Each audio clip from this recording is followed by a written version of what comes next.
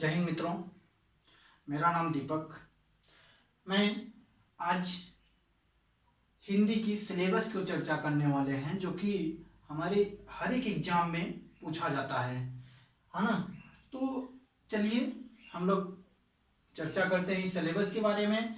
देखिए क्या होता है कि हिंदी ना हमारे हर एक एग्जाम में पूछी जाती है। हिंदी के टॉपिक हर एक एग्जाम से पूछे जाते हैं। चलिए स्टार्ट करते हैं। हिंदी को देखिए सिलेबस को ना हम लोग 4 भागों में बांट करके हम लोग पढ़ेंगे। 4 भागों में हिंदी व्याकरण पहले में भाग बांट देंगे, दूसरे में काव्य शास्त्र बांट देंगे, तीसरे में हिंदी साहित्य बांट देंगे, चौथे में पत्र लेखन बांट देंगे। ठीक है जी। देखिए व्याकरण में क्या क्या चीजें पढ़ेंगे हम लोग। हिंदी व्याकरण में क्या क्या चीज पढ़ेंगे।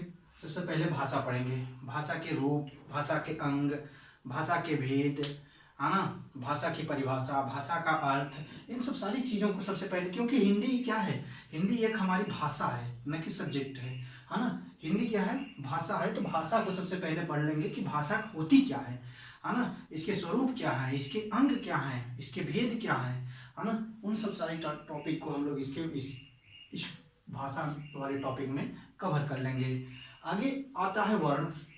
वर्ण में हम लोग भाषा की सबसे छोटी इकाई, लघुत्तम इकाई को हम लोग कवर करेंगे वर्ण में। दूसरे नंबर पे आता है, तीसरे पे आ जाता है शब्द। शब्द में क्या क्या चीज कवर करेंगे मित्रों। देखिए शब्द क्या होता है कि वर्ण की सार्थक संघात से जो शब्द बनता है उसे ही क्या बोलते हैं, शब्द बोलते हैं।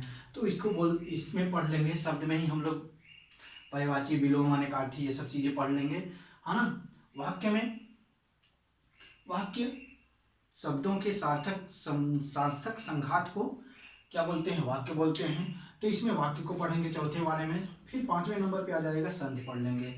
संधि का मतलब कि दो वर्णों के मेल, वर्ण अर्थात अक्षरों के मेल को हम लोग पढ़ लेंगे। फिर 6ठे नंबर पे आ जाएगा समास।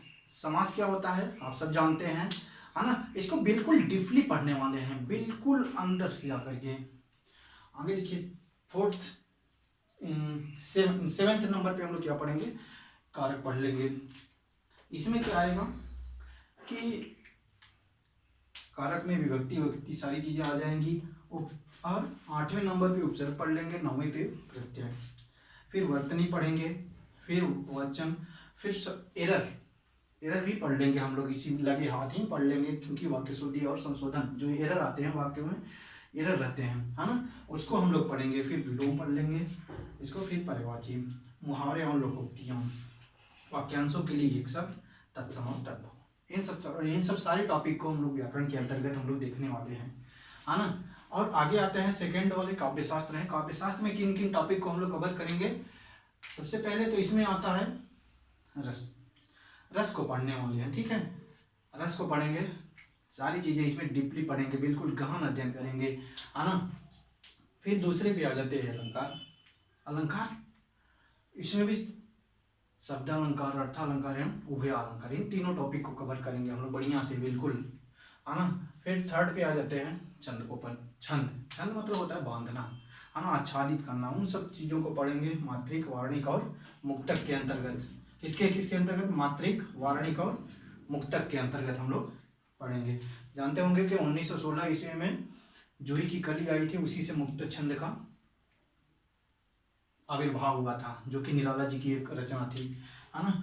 उसके बाद आते हैं हिंदी साहित्य। हिंदी साहित्य से भी आजकल के हमारे एग्जाम में क्वेश्चन की खूब फ्रेमिंग होने लगी है ना। देखिए हिंदी साहित्य में जैसे कुछ रचनाएं पूछी जाती हैं हमारे एग्जाम में, उन सब चीज़ों को हम लोग पढ़ेंगे 4 भागों में बांट करके, है ना। सबसे पहले जो आदिकाल था, आदिकाल की महत्वपूर्ण रचनाएं और लेखक को पढ़ेंगे, देखेंगे। फिर सेकेंड पे आ जाएगा भक्तिकाल।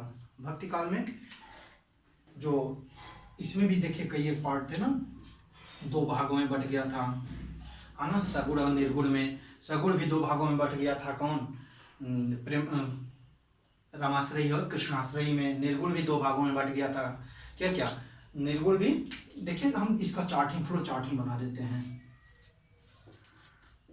सगुण और निर्गुण, ठीक है। सगुण भी 2 भागों में बट गया था। क्या क्या, रामाश्रयी और कृष्णाश्रयी।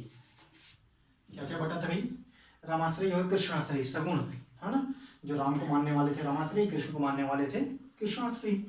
और फिर इधर भी दो भागों में बट गया था, क्या क्या, एक ज्ञानाश्रयी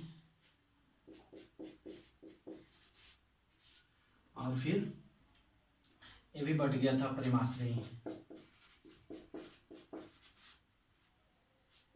देखिए रामाश्रयी के सबसे प्रतिनिधि कवि तुलसीदास को आप सब जानते हैं, कृष्णाश्रयी के सबसे प्रतिनिधि कवि सूरदास को भी आप सब जानते हैं, है ना। निर्गुण में तो जानते ही हैं, ज्ञानाश्रयी में कबीरदास जी बहुत फेमस ही रहे हैं, जिनकी रचना साखी सबस रमैनी है ना। प्रेमाश्रयी में जायसी जी, मलिक मोहम्मद जायसी जी। ठीक है, उसके बाद हम लोग कवर करेंगे आदिकाल की महत्वपूर्ण रचनाएं और कवि।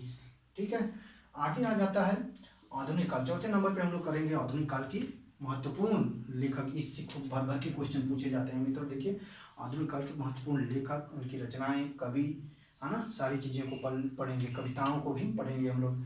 ठीक, और चौथे नंबर पे जो बांटा गया है इसमें पत्र लेखन, जो कि हमारी यूपी 380 में पूछा जाता है ना। पत्र लेखन, पत्र लेखन भी, पत्र दो तरीके के होते हैं। कौन कौन से होते हैं? औपचारिक पत्र और अनौपचारिक, फॉर्मल और अनफॉर्मल, है ना। फॉर्मल लेटर और अनफॉर्मल लेटर होते हैं। तो फॉर्मल, औपचारिक और अनौपचारिक, दोनों को हम लोग बहुत बढ़िया से पढ़ने वाले हैं। एक एक टॉपिक को हम लोग कवर करेंगे। तो बात रह जाती है कि सर आप पूछेंगे कि सर ये किस किस एग्जाम के लिए उपयोगी है। तो देखिए ये उपयोगी है, यहाँ जैसे आप पूछेंगे कि किस एग्जाम के लिए है सर, किस किस परीक्षा के लिए,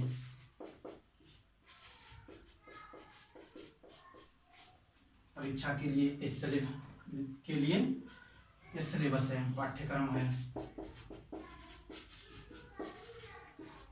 किस किस परीक्षा के लिए पाठ्यक्रम है, तो हम बताएंगे कि यह देखिए राज्य स्तर की जो कोई परीक्षा होगी, राज्य स्तर की परीक्षा, और जैसे लेखपाल के लिए,